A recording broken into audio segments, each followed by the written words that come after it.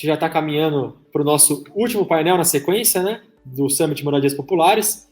Antes de convidar a nossa próxima e última painelista, eu vou reforçar o recado para que você fique até o final com a gente.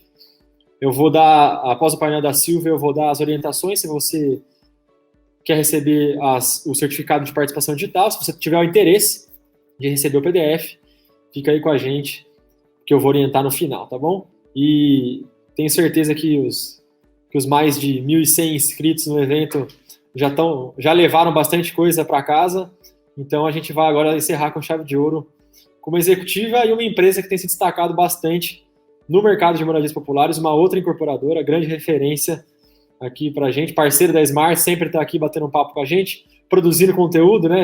A gente é a plataforma, mas quem produz conteúdo são os especialistas, os líderes do setor. Então, já convido ao palco aqui novamente a Silvia Bianco, diretora executiva da HM Engenharia. Silvia, um prazer receber você aqui novamente, agora num grande summit, no Summit Moradias Populares. Seja bem-vindo ao nosso palco virtual e obrigado pela presença. Ai, Léo, obrigada Smarts pelo convite, é sempre um prazer, né? Eu acho que a gente dividir conhecimento, aprender, ensinar, é tudo de bom. Obrigada por me convidar mais uma vez. Vamos ver o que a gente pode contribuir aí com todo mundo, né? Saber um pouquinho mais aí do nosso mercado, do nosso dia a dia. Claro, vamos lá. Com certeza vocês podem e irão contribuir. Silvia, já vou começar, obviamente vou abrir espaço para que, antes da pergunta, você se apresente a HM, embora tenho certeza que boa parte da audiência já conheça. Acho que é válido você reforçar tanto a sua atuação quanto a da empresa, mas eu já vou emendar uma pergunta aqui para você, continuando o bate-papo que eu tive com o Yuri sobre a experiência do cliente, né?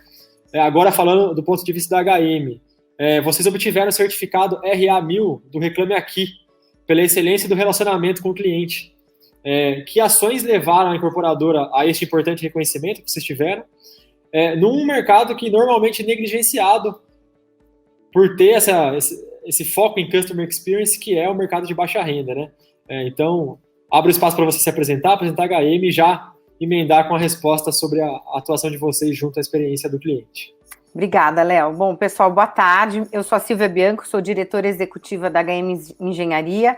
Eu compartilho a direção da empresa junto com o Mauro Bastazin. Nós fazemos uma gestão compartilhada aí já há 3 anos, nesse ciclo de sucessão, né?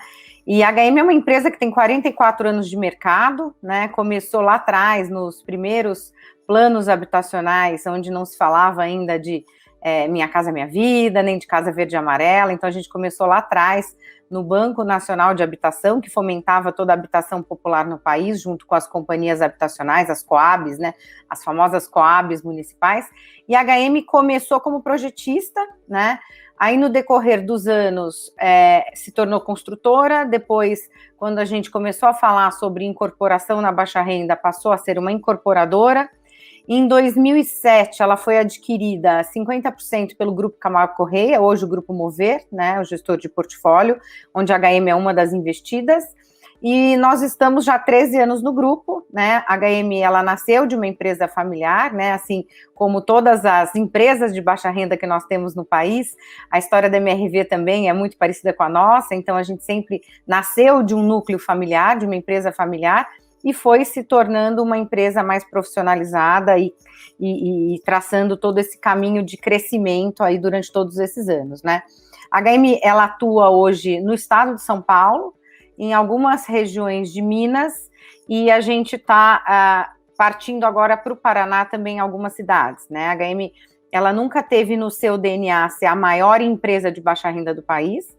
A gente sempre teve uma outra premissa que era ser a melhor empresa de baixa renda do país, né? Então, para a gente sempre foi muito importante essa questão da qualidade dos produtos, né? Então, hoje se fala muito em família de produto, em racionalização, em volume. Como a gente tem esse DNA de projeto que a gente começou lá atrás, né? Há 44 anos, fornecendo projetos executivos para as companhias habitacionais executarem esses projetos, né? Então, o projeto está no DNA da companhia. Então, a HM, ela desde a prospecção da área até a entrega da chave, passando por todo o projeto técnico, arquitetônico, toda a parte de incorporação e construção, é tudo feito internamente na HM, né? Então, eu acho que isso nos credencia a ter essa qualidade, essa escala, e há muito tempo a gente já faz isso, né? E aí, uma coisa que a gente aprendeu desde muito cedo, né? Eu estou na HM há 20 anos, sou formada, né, sou arquiteta e urbanista. Eu falo que hoje eu sou uma arquiteta meio fajuta, eu sou mais palpiteira do que arquiteta em si, né? Mas, enfim, me especializei na área de negócios e hoje estou aí à frente da companhia. E o que eu acho que dá muito orgulho para a HM é essa questão do projeto, né, e da qualidade. E uma coisa que incomodava muito a gente, né, a gente tinha um processo todo dentro de casa. E quando eu e o Mauro assumimos em 2017 a presidência da companhia, tinha uma coisa que nos incomodava muito, que era a nossa reputação no Reclame Aqui. Porque a gente fala assim, nossa, a gente atende bem, o nosso produto tem uma super qualidade, a gente constrói bem, a gente tem zero de problema de assistência técnica, a gente não tem recall na caixa, né, a gente não tem um problema, né, nós temos todas as certificações de qualidade do mercado. Por que a gente não consegue tangibilizar esse valor e essa satisfação do cliente? Aí, Léo, a gente fez o quê? Em 2017, nós contratamos a consultoria inglesa LiveWork para fazer toda uma revisitação da experiência do cliente, né? Dessa jornada do cliente HM. Desde a prospecção, quando ele entra na internet para procurar um imóvel, até o último contato que ele tem na vida dele com a HM. Né? Então, como a gente tem, eu falo, como a gente tem legado, né? Como a gente tem história, como a gente não nasceu no Minha Casa Minha Vida, a gente é uma jovem senhora de 44 anos, né? Então, a gente conseguiu fazer todo esse mapeamento junto com desde os clientes mais antigos até os mais recentes, para entender o que não estava bom, né? O que não está bom? O que a gente faz, mas que você não tangibiliza isso como valor agregado e você não está satisfeito. Outro ponto na nossa cultura muito forte é a questão assim, quem paga a nossa conta no final do dia é o nosso cliente, né? Quem paga os nossos salários, a gente trabalha para ele, né? E se ele não está satisfeito, se ele está apontando isso, a gente não pode ficar acomodado, se conformando com essa situação. Então, durante todo esse processo, foram quase 9 meses de consultoria, né, onde foi mapeado tudo. A gente percebeu que algumas coisas que a gente achava que era super relevante para o cliente, tipo, não fazia a menor diferença. Outras que a gente achava que estava super equacionado, como atendimento, assistência técnica, o respaldo da questão do financiamento, né? Vou te dar um exemplo. Tinha um ponto que era a questão do correspondente bancário. Né? Então, a gente tratava todo o processo de venda, em determinado momento a gente passava para o correspondente bancário, e aí ele ficava um período com o correspondente, depois ele retornava para o processo de venda da HM. Isso para o cliente era a morte, porque ele perdia todo o vínculo dele. Então, ele começava na venda com o corretor, aí ele passava para o atendimento ao cliente, depois ele passava para o correspondente, depois ele voltava para o espaço cliente. Então, assim, ele não sabia quem era a pessoa que era o interlocutor, né? Ele tinha que contar a mesma história que ele já tinha contado lá na venda para milhões de pessoas nesse processo.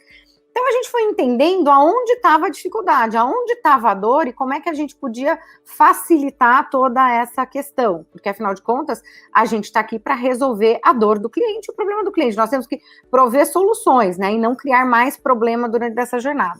Implantamos todas essas melhorias, tem algumas ainda que dependiam de tecnologia, que a gente está finalizando até dezembro, finaliza tudo. Então, aí a gente cobre 100% essa jornada mapeada e todas essas dores. E eu acho que esse trabalho, né, de ouvir o cliente, de perguntar para ele o que não está bom, o que a gente precisa melhorar, eu acho que isso fez que gradativamente nesses 2 anos, quase 3 já, né, dezembro já são 3 anos, fez com que a gente fosse subindo essa reputação no Reclame Aqui, né, essa agilidade na resolução do problema.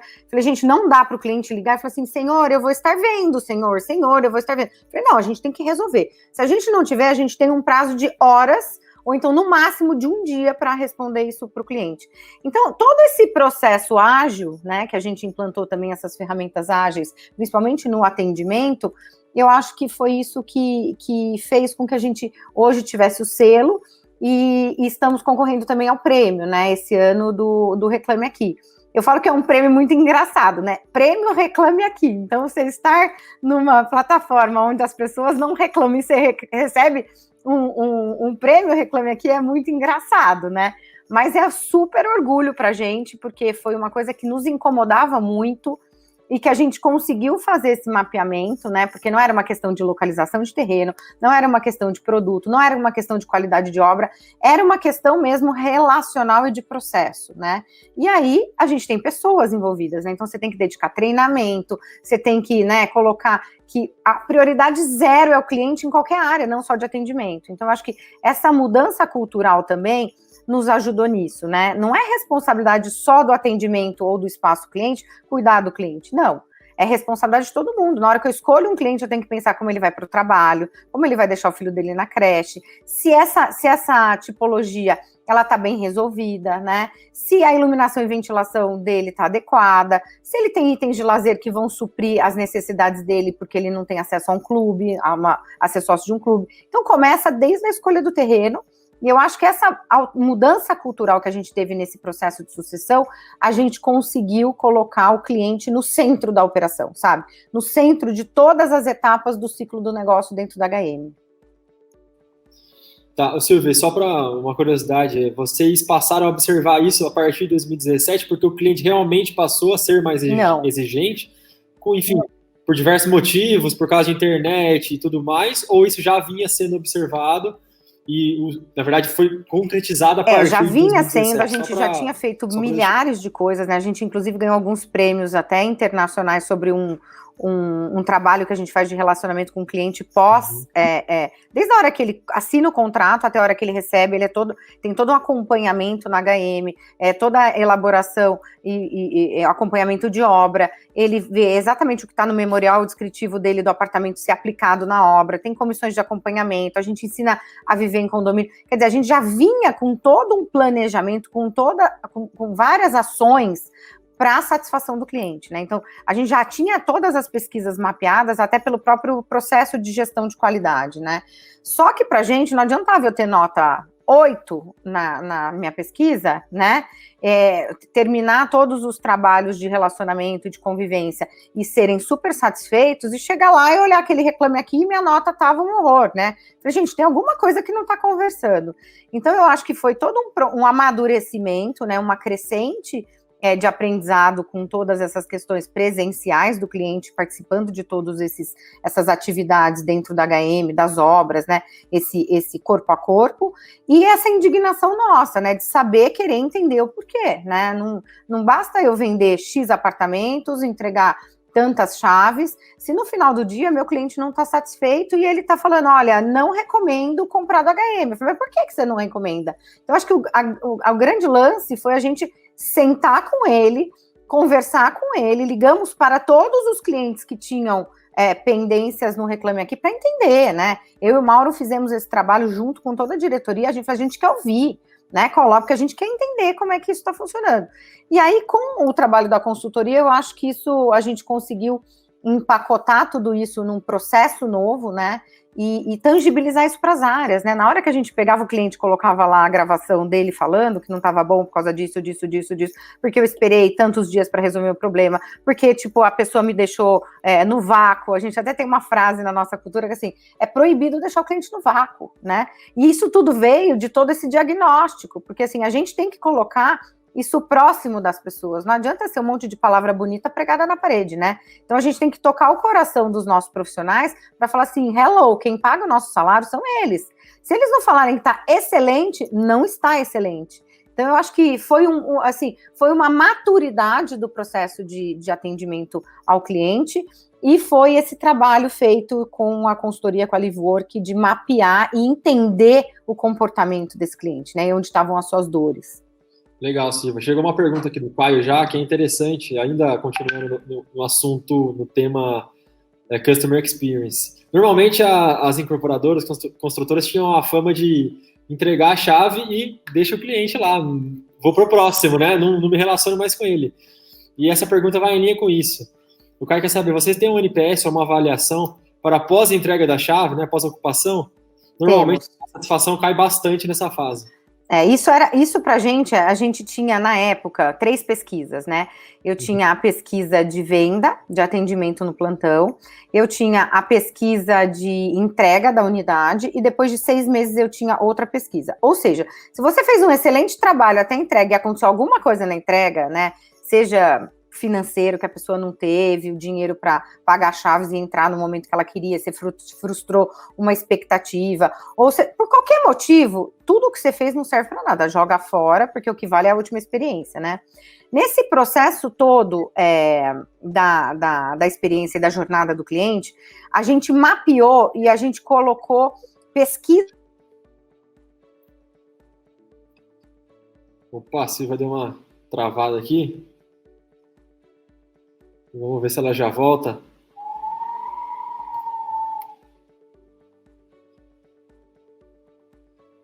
Deu uma caidinha aqui, só um minutinho, pessoal. Vamos ver se a Silvia consegue restabelecer a conexão.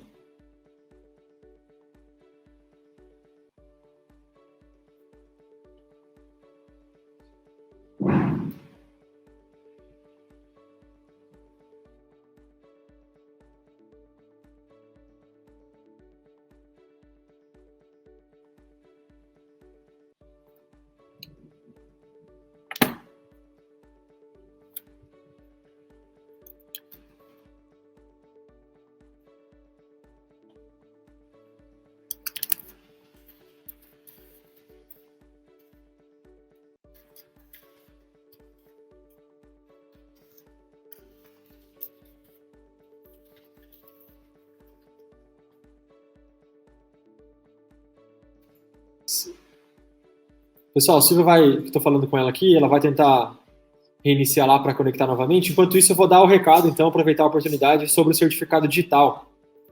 Então, todos aqueles que tiveram interesse de receber o certificado digital de participação, escrevam para marina@smartus.com.br. Repetindo, vai passar aí na tela, marina@smartus.com.br. A gente vai enviar para vocês, mandam, falam assim, ó, eu tenho interesse, eu quero receber o certificado de participação, e nós vamos produzir aqui com carimbo, com carga horária e tudo mais, e vamos responder com o documento, com o PDF para vocês, tá bom? Então, eu vou voltar a dar esse recado ao final do evento, mas então já reforço aqui, Marina, tá passando na tela aí, ó, marina@smartus.com.br, tá bom? Deixa eu ver, a Silvia tá tentando se conectar aqui novamente, peço que vocês compreendam, né, são os pontos negativos de fazer um evento online, a gente tem o risco disso acontecer. Só um minutinho, a Silvia já voltou aqui. Pronto, agora Nossa, sim, Silvia. Volta. Caiu o mundo aqui, gente. Caiu tudo.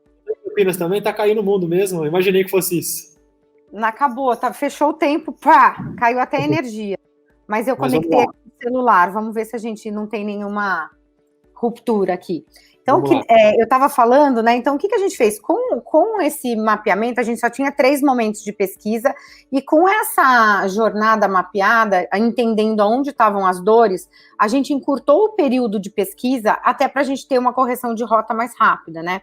Então, hoje a gente tem uma pesquisa de atendimento, né? Não é nem de compra, ele entrou no stand para saber se ele foi bem atendido, se a experiência dele dentro do plantão, com o corretor, com o atendente, com o espaço, foi satisfatória. Depois nós temos, depois da compra, da efetivação do contrato de compra e venda, né, se ele foi bem atendido, se ficou alguma dúvida, tem outra pesquisa.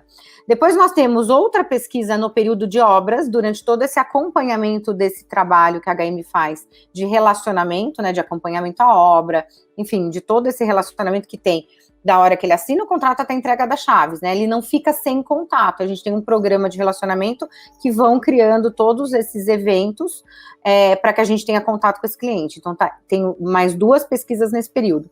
Na entrega das chaves, eu tenho uma pesquisa na vistoria do cliente, para ver se ele foi bem atendido, se o imóvel estava como esperado, como que foi a experiência dele de fazer o checklist. Aí a gente entrega as chaves, eu tenho uma pesquisa de entrega de chaves, e depois a HM fica dentro do condomínio por 4 meses, dando total assistência para o síndico, para tudo. Fico com uma equipe lá dentro, para que se tiver qualquer problema, que as pessoas ainda estão adaptando, estão mudando, né, ainda não conhecem direito a região, enfim, a gente fica com uma equipe 4 meses lá. Depois desses 4 meses, a gente faz outra pesquisa. E aí, anualmente, a gente solta a pesquisa anual para saber como é que está essa satisfação pós-ocupação. Então, a gente viu que isso para a gente era muito importante, porque alimenta o nosso processo de projeto, alimenta o nosso processo de captação de áreas, né, de desejo das pessoas, de necessidade, né, se a pessoa, em quanto tempo ela pretende mudar de imóvel ou não, se está nos planos dela, e a gente consegue aí ter uma inteligência melhor também na produção e na preparação desse land bank. Uma coisa que eu acho assim, a gente nunca teve problema com os nossos clientes. A Game, ela tinha uma percepção de reclame aqui baixa, como se você entrar lá, isso é uma coisa padrão de mercado, né? Todo mundo tem algum quê. E se a pessoa, ela tem o problema dela resolvido, muitas vezes ela não baixa aquela reclamação do site, né? Então fica aquilo sempre contaminando o número. Independente se você resolver o problema dela, não fica lá. E aí, o que a gente... Sempre a nossa melhor propaganda, Léo, foi o boca a boca, sabe? Foi esse diferencial desse atendimento próximo, né? Acho que uma coisa que permeia a companhia inteira, não só com os clientes, é essa questão da proximidade, né? A não hierarquia, sabe? Não tem aquele negócio. Tipo, qualquer funcionário, qualquer profissional da HM, se quiser falar comigo, sobe e fala comigo na minha sala. Não tem que marcar horário, não tem que, né? Então, assim, todo mundo tem o número do meu celular. Se precisar me ligar a qualquer hora do dia e da noite para resolver um problema, resolve, né? Então, para a gente é muito importante saber o que o nosso cliente pensa. Então, a gente fala, né, como eu te falei, nós queremos ser a melhor, né, oportunidade para esse cliente de investir, né, e de ter um bem familiar. E para você ter um bem familiar, pode ser que ele compre isso uma vez na vida dele. Ele não pode comprar e depois de 5 anos ou de 2 anos, 5 anos que acabou a garantia do imóvel, ele olhar para o prédio dele, tá inteirinho bolorado, sucateado. Se ele for fazer comprar um outro imóvel, tipo, o cara não paga nem o que ele pagou na hora que ele comprou o imóvel, né? Então, a gente tem esse orgulho, né, de passar num imóvel da HM entregue há 15 anos e se olhar e falar assim, nossa, parece que entregou há 2 anos, né? Então, a gente quer ficar na vida dos nossos clientes, a gente preza por essas relações longevas, né? Nós queremos entrar e ficar, participar da história, vender para o tio, para o pai, para a mãe, para o filho, né? Eu acho que essa é a nossa maior propaganda. Legal, Silvia. Só para encerrar essa pauta, a experiência do consumidor, e a gente partir e caminhar com o nosso debate, o Gerson perguntou se você pode repetir o nome da consultoria. LiveWork. LiveWork. Então tá aí, Gerson, desculpe errar seu nome, tá?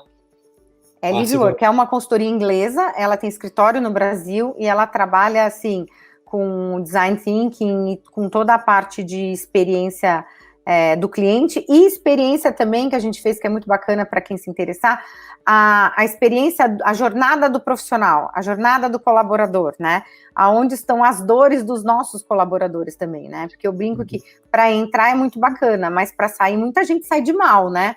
Sai não tendo tido uma boa experiência. E eu acho que a coisa mais bacana enquanto profissional é a gente sair e a gente deixar e receber portas abertas, né? Então a gente fez esses 2 trabalhos com ele. Não, com certeza. Então tá aí, LiveWork, Gerson Castanho, tá respondido aí. Silvia, caminhando aqui com o nosso bate-papo, a gente sabe que a HM tem uma atuação bastante diversificada, né, no portfólio. Então vocês trabalham com apartamento, com loteamento, com casas. Como que tem sido o desempenho do segmento econômico em cada um desses três pilares, né, da HM, vamos dizer assim, casas, apartamentos e loteamentos, durante a pandemia, e também qual que é a expectativa aí para os próximos meses em relação a esses 3 segmentos? Olha, eu acho assim, a gente teve um desempenho muito bom de todos os produtos, né? Eu acho que só teve um produto nosso que a gente lançou no começo do ano, que tinha uma expectativa incrível, que era um estúdio, e eu acho que esse momento não decolou da velocidade que a gente imaginava, né? Era um complexo onde tinha comércio, serviço, tinha apartamentos de 100 metros e tinha esse estúdio de 35 metros. Numa região que a gente achou que ia derreter o estúdio, mas derreter porque estava do lado da faculdade de medicina, do lado de hospital, nas principais saídas, a gente falou, isso vai derreter para investidor, Airbnb, pai comprando para filho para investir, para estudar, médicos, né? E para nossa surpresa, veio a pandemia, né? Então, todo esse público que a gente imaginava que ia vender esse estúdio, retraiu. né? Estudante voltou para casa do pai, o autônomo começou a repensar como que ia fazer isso, porque também estava numa zona de risco iminente ali, né? Na zona de guerra. Então, só que para nossa surpresa, o investidor que a gente imaginou que ia para o estúdio foi para o apartamento grande. Então, assim, o que a gente achou que ia demorar, que ia ter uma velocidade de venda mais lenta, né, porque era um apartamento mais caro, saía do Minha Casa Minha Vida, o estúdio, ele estava enquadrado, então, ele estava no teto do Minha Casa Minha Vida, 230, 240, e o grandão, a gente falou assim, gente, não vai, apartamento de 450, 470 mil, não vai vender, vai demorar mais. Derreteu, eu vendi tudo, não sobrou nada para contar a história. Né? Então, assim, eu acho que são expectativas que todo mundo do mercado tinha, né, de que a gente apostava, né, nos apartamentos menores, na questão da dinâmica mais moderna, e esse pequenininho do estúdio tinha todo um coworking embaixo, super bacana o projeto. Vendeu 30%, startamos obra, né, para ver como é que essa questão da pandemia ficava, mas a venda está muito lenta ainda, a gente não retomou ainda. Eu acredito que a partir de janeiro, quando voltar para um normal, mais normal, né, que os estudantes voltarem, que a gente começar a investir de uma outra forma, né, as pessoas começaram a investir, inclusive, para locação de apartamentos maiores, né, então, eu tinha alguns apartamentos em estoque maiores, acabou. E aí não acabou para a pessoa morar. O investidor comprou para alocar. Então, assim, a gente imagina que isso vai mudar um pouco. Agora, casa é casa. Casa é sempre carro-chefe, né? Eu falo que você abriu a boca e falar que é casa, né, é sucesso garantido, né? Os nossos empreendimentos do interior têm essa vocação para casa e loteamento, foram super bem. Os nossos predinhos de TR+3, que é o nosso Smart HM, né, que é a entrada da linha de produto, também super bem, né, julho foi o meu melhor mês de venda dos meus últimos 5 anos de empresa, então foi incrível. A gente está vendo esse mercado bem resiliente, sabe, as vendas têm acompanhado um patamar super satisfatório, perto do que a gente tinha pensado de cenário lá atrás, e o loteamento, incrivelmente, decolou, né, a gente tinha também um loteamento em Colina, uma cidade do interior de São Paulo, que a gente tinha, antes da pandemia, tinha vendido muito bem, mas ainda tinha mais ou menos, acho que uns 30% de lote para vender, não tem mais nada, o estoque está zerado. A gente tinha uma segunda fase, que era para lançar só no meio do ano que vem, e já colocamos no forno para sair no primeiro tri, porque não tem mais para quem quer. Então, eu acho que é uma tendência das pessoas quererem morar em casa. Eu acho que isso nas grandes cidades ainda é um pouco de utopia, por conta do preço do terreno, você não consegue viabilizar isso ainda, né? Ou então você vai fazer projetos muito distantes, e quando a gente fala de habitação de interesse social, a gente não consegue fazer esses grandes núcleos, porque a gente tem que pensar no dia a dia da família, né? Aonde está a creche, onde está a escola, como é que é o deslocamento de hospital, não é só uma UPA, né? Que ele vai lá, tem um atendimento rápido, transporte. Então, acho que isso nas grandes cidades, nas capitais, ainda é um pouco mais difícil de se viabilizar. Mas Campinas, por exemplo, a gente desenvolve grandes núcleos, né? Estou entregando agora, no final do ano, 2.500 unidades em 3 grandes bairros planejados, com total infraestrutura, comércio, transporte, tudo. Mas eu acho que é uma tendência. Onde a gente tiver terreno e casa, a gente tem essa migração. Legal, Silvia. Você falou bastante em imóveis, alguns estoques derretendo, né? Que inclusive vocês nem imaginavam. E em junho do ano passado vocês fizeram uma parceria com o Quinto Andar, se me corrija se eu estiver errado, que era de alugar os imóveis em estoque com opção de compra posterior, né? Isso. Eu gostaria que você explicasse, apesar de parecer autoexplicativo o modelo, né? Mas se tiver algum outro segredo, alguma novidade, se você explicasse um pouco mais de como funciona esse modelo de negócio, e, obviamente, se mais de um ano depois, se funcionou, qual que é a sua avaliação em relação a esse tipo de parceria? A gente começou a modelar isso há uns 3 anos atrás, quando a gente estava com uma questão muito delicada do funding para o SBPE, né? A gente não tinha financiamento de poupança para as pessoas fazerem financiamento. Então, por mais que elas quisessem no banco pedir uma carta de financiamento, a gente não tinha recurso no Brasil para fazer, tinha acabado a poupança, né? Todo mundo retirou o dinheiro, você não tinha funding de poupança para fazer esse tipo de financiamento. E eu tinha um empreendimento grande em São Paulo, que eu tinha um estoque bem relevante, econômico, e que, tipo assim, eu não ia conseguir vender, né? E eu ia ficar com aquele empreendimento lá pagando condomínio, IPTU e todas as despesas, e no curto prazo eu não ia conseguir viabilizar vendas, né? A não ser que a gente liquidasse, baixasse preço, que não era o caso, a gente não ia sacrificar a margem do projeto por conta desse fator de financiamento. Aí nós pensamos, a gente já tinha esse modelo sendo trabalhado dentro da HM, e foi quando veio o Quinto Andar. A gente levou esse piloto para eles gostaram muito, nós fizemos isso para algumas unidades desse empreendimento e nós locamos tudo, né? E foi muito bacana porque, como que funciona? É um contrato de locação de 30 meses, e ao final desses 30 meses, o cliente pode usar todo o valor que ele pagou de aluguel para abater do valor do financiamento, do empreendimento, né? Então, a gente ainda está com esses contratos meio que nem no meio do caminho, né? A gente já caminhou aí 1/3, mas deu muito certo. E uma coisa que eu acho que é muito bacana, os clientes entram em contato para saber quanto eles já pagaram e para que a gente faça a simulação do financiamento para ver se esse valor pago é o valor que daria a entrada da diferença não financiada. Então, eu acho que é uma maneira muito bacana de você financiar o cliente, né? Porque você, na entrada do imóvel pronto, você não parcela. Ele tem que dar mais ou menos um valor de 30%, né? Dependendo do comprometimento dele de renda, cash de entrada. Então, se ele tá lá fazendo o que a gente brinca que esse projeto na Game chama test home, né? Tem o test drive do carro, esse é o test home. Então, ele vê se aquele lugar é o lugar que ele quer morar, se aquele apartamento satisfaz as necessidades dele, e se for bacana a experiência, ele achar que vale a pena, a gente entra isso como bônus de entrada no financiamento dele, né? Entra como se fosse a entrada. Mas a gente tem, assim, muitos que já ligam para saber se já deu.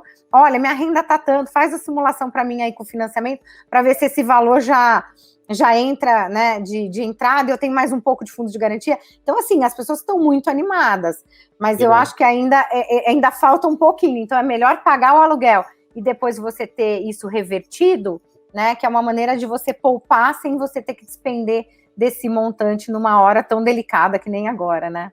Uhum. E uma coisa...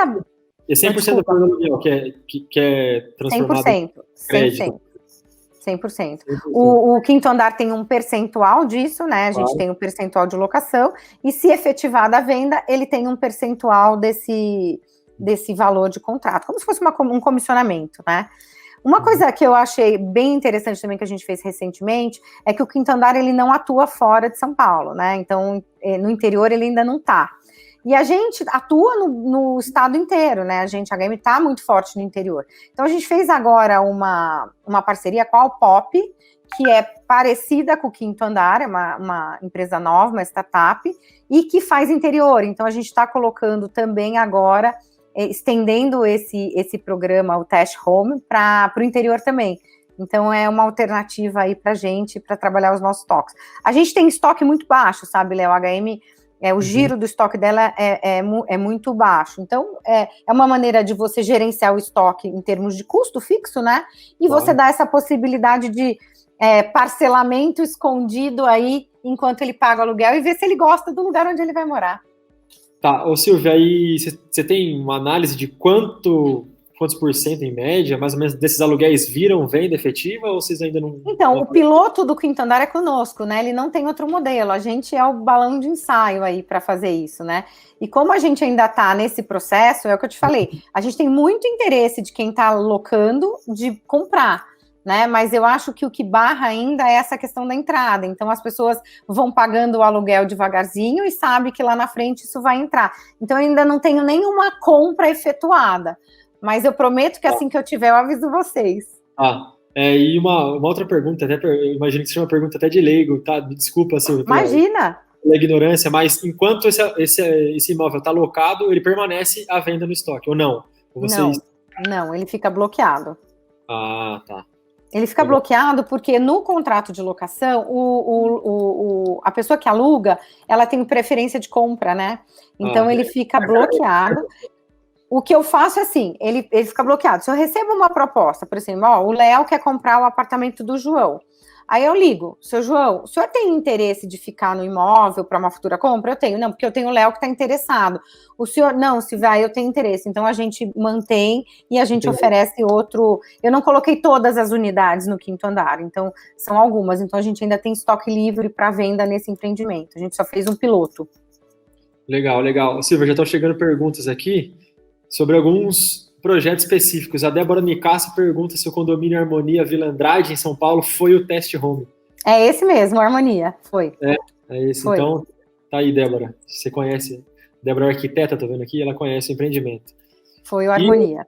Legal. O Gustavo Takara pergunta, Silvia, qual que é a principal ideia do empreendimento HM Vanguard Fit, que vai ser lançado aqui em Campinas, inclusive? É esse que eu falei, que nós lançamos no final do ano passado, é esse que eu te falei que a gente tinha uma super aposta no estúdio e que a gente acabou tendo uma velocidade de venda. Então é o Vanguard Max, que é o apartamento grande, e o Fit, que é o estúdio. Ele já está lançado, o Fit está com 30% de venda e o Max acabou. E aí a gente está aguardando agora, né, por conta de toda essa pandemia, para abrir a venda das lojas, né, comercializar as lojas e a parte de escritórios do coworking. Então a gente está esperando aí uma ocupação maior. Geralmente a gente starta com 80% dos 2 empreendimentos a venda de comercial. Tá, legal. O Gustavo, não sei se chegou agora, mas realmente a Silvia já tinha mencionado sobre esse case. Eu não associei o nome ao empreendimento, a situação que a Silvia colocou aqui, mas ela realmente disse que o estúdio está 30% vendido e, Silvia, ano que vem você disse que deve voltar aí com mais força. Eu né? acredito. Legal. Ô, Silvia, agora tratando mais da questão do novo programa Casa Verde e Amarela, que também é um tema que eu gostaria de debater contigo, gostaria de saber, obviamente, qual que é a sua visão, né, sobre o programa, se, na opinião da HM, muda pouco, muda de faixa para grupo, muda de Minha Casa Minha Vida para Casa Verde e Amarela, ou se vocês estão enxergando alguma oportunidade aí, né, na MP que criou o programa. Eu acho que a primeira coisa é a gente acostumar com o nome, né? Porque todo mundo ainda fica falando Minha Casa Minha Vida e a gente tem que acostumar com Casa Verde e Amarela. Léo, eu acho que para a HM muda muito pouco, porque, como eu te disse, a HM ela atua basicamente em São Paulo e na franja limítrofe de Minas Gerais e Paraná, né? Então, para a gente muda muito pouco. O que teve de incentivo e benefício foi para a região Nordeste, né? Então, eu acho que lá, as empresas que atuam lá conseguem ter esse benefício e facilitar a velocidade de venda desses produtos por conta do subsídio. Então, assim, para a gente muda pouco, eu acho que cada vez mais, eu acho que essa faixa, principalmente de faixa 2 e faixa 3, vão ser faixa de mercado, né? Eu acho que o governo vai investir pouco nessa modalidade, né, e eu acho que não vai ter, para esse governo dele, eu acho que não tem grandes alterações, né, para cá não teve quase nenhuma, né, praticamente nenhuma, tá 0-0, né, então a gente pratica do mesmo jeito. O faixa 1,5, né, que era o antigo faixa 1,5, tem esse benefício, mas tem esse benefício lá no Nordeste, então, assim, onde a gente consegue ter uma redução de taxa de juro e essa questão do subsídio, mas a gente está fazendo mais do mesmo, mudou o nome. Tivemos um incentivo que, querendo ou não, politicamente ajuda, né, porque é uma região onde a gente vê o governo com um pouco mais de fragilidade, a gente vê alguns cenários políticos do próximo ano se delineando, né, para as campanhas de governador, então a gente tem todo um movimento aí no tabuleiro de xadrez para que esses incentivos sejam para lá. Então a gente acha que, assim, estruturalmente, para a redução do déficit, a gente trocou 6 por meia dúzia, ficou da mesma forma, né? Então a gente não teve nenhuma mudança significativa para a HM, continua a mesma coisa. O que eu acho que, assim, mudou, né, nesses últimos anos, né, vamos colocar de governo, é que eu acho que o crédito está bem mais apertado, né? Eu acho que a Caixa mudou um pouco a política dela, né? O próprio governo, né, liberalista, mudou um pouco a visão do programa, né? A Caixa Econômica tinha um viés muito social, e hoje a gente vê que é um banco de negócios, né? Então, eles estão olhando para a inadimplência, eles estão olhando para o comprometimento das empresas, para o comprometimento dos clientes. Então, hoje, antigamente a gente via, antigamente não muito antigamente, né? Mas a gente via algumas tolerâncias, né, de endividamento dos clientes, alguma, né, não vamos considerar isso, tipo, vamos ter uma elasticidade maior nessa questão de comprometimento. Hoje a gente vê que não. Impacto na inadimplência em relação a isso ou muito pouco? Então, eu acho que todas essas medidas que o banco tem tomado é em função da inadimplência, né? Só que o banco também, ele faz um bacião, ele põe desde o faixa 1,5 até o faixa 3, e ele mede a inadimplência na mesma bacia, né? E você não pode, são públicos diferentes, com renda diferente, quer dizer, você tem que ter um indicador para cada faixa, então não dá para traçar uma mediana e falar, olha, tá tudo aqui, né? Então, o que a gente tem percebido é que eles têm olhado sim a inadimplência, eles têm olhado sim quem são as empresas e de quem são esses clientes, né? E eles têm olhado de uma maneira mais criteriosa os financiamentos, os clientes, os empreendimentos, enfim. Não tem tanto mais aquele viés e aquela política social como tinha nos outros governos, né? Tudo bem, nós vamos fazer o social, nós vamos ajudar o seu João, nós vamos dar crédito para o pequeno e médio, vamos, mas o banco tem que dar lucro, né?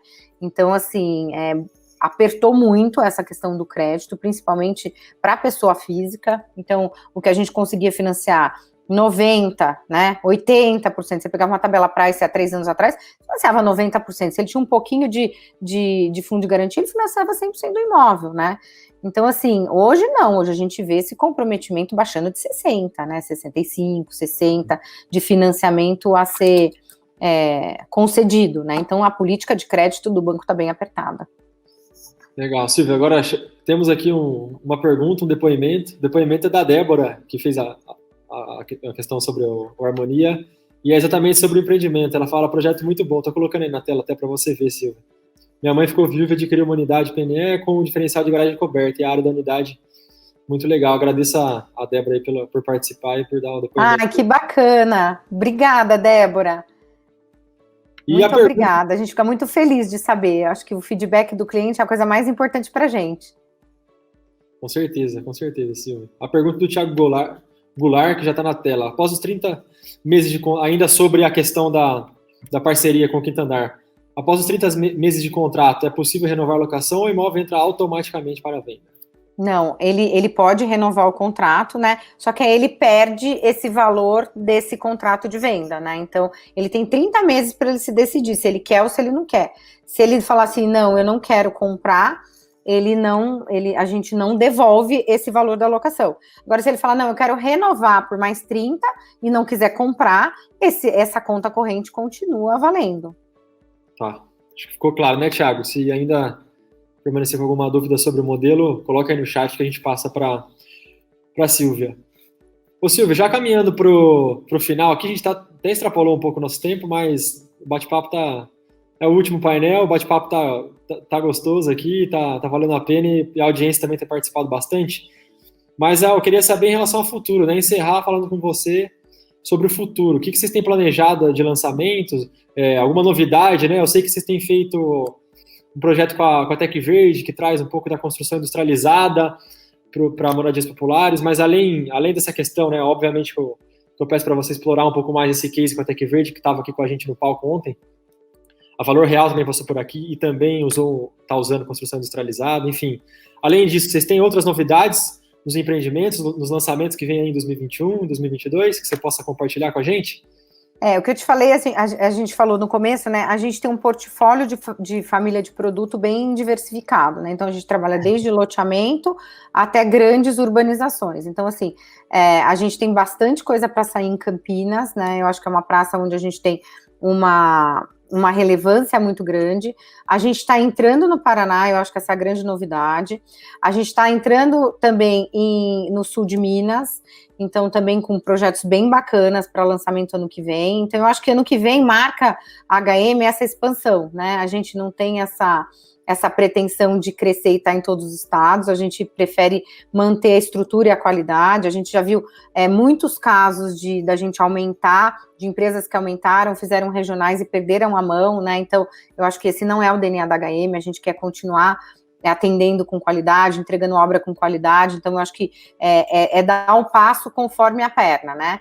Esse ano a gente estava com previsão de lançar já um BI de VGV, com a questão da pandemia, como tinha dentro desse pacote de lançamento grandes empreendimentos, né, que a gente não consegue fazer toda a parte de legalização e de rito, né, porque passa por município, estado, então são aprovações que demoram um pouco mais, então a gente vai ter uma queda aí de uns 20% de lançamento esse ano, mas esse lançamento ele está reprogramado já para o primeiro TRI de 21.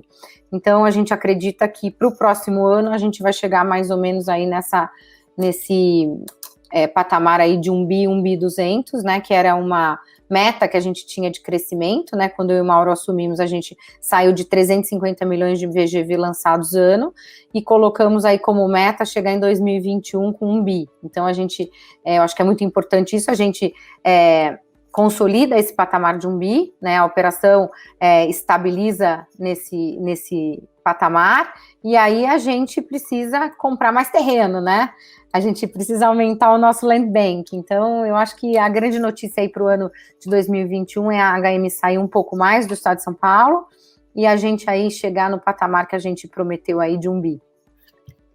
Legal, Silvia. Já vou agradecer a sua presença, Silvia, e abrir espaço para você deixar uma mensagem final. Eu imagino que vocês, pela sua última resposta, que vocês estejam bastante otimistas para 2021, enfim, mesmo para esse último trimestre de 2020. Nesses 2 dias de evento, a gente escutou bastante que o cenário foi meio assustador no dia 20 de março, quando todo mundo meio que descobriu a pandemia, mas que com os meses passando, na verdade, a realidade, felizmente, foi outra e foi positiva para o mercado imobiliário, e imagino que para 2021 a expectativa seja ainda mais alta, então eu deixo o espaço aberto para você deixar uma mensagem final, não só do seu painel, e também vai ser a mensagem final do evento, já que esse é o último, você é a nossa última painelista, esse é o último painel do encontro. Léo, eu acho que a gente tem uma grande... eu acho que é uma dádiva, né? A gente tem meu pai ainda no conselho nos ajudando aí a tomar essas decisões, né, difíceis, e a gente traçar essas estratégias, principalmente nesses momentos de crise, né? Porque, querendo ou não, eu e o Mauro somos mais novos, né? E a gente não passou por grandes problemas econômicos no país, a gente não passou por grandes crises, né? Então, quando a gente escuta ele falar, né, que a gente está no paraíso, que problema ele enfrentou com todos esses planos malucos, né, que você dormia com um preço, acordava com outro, que a inflação era não sei quanto, né, que tinha um overnight. Então ele fala assim, hoje a gente tem financiamento, hoje, querendo ou não, a gente tem renda, hoje, querendo ou não, a gente tem juro baixo, a gente tem uma inflação controlada, né? Então, eu acho que a gente tem que olhar para isso, porque a gente, enquanto ser humano, a gente sempre tem uma tendência para olhar o meio copo vazio e não o meio cheio, né?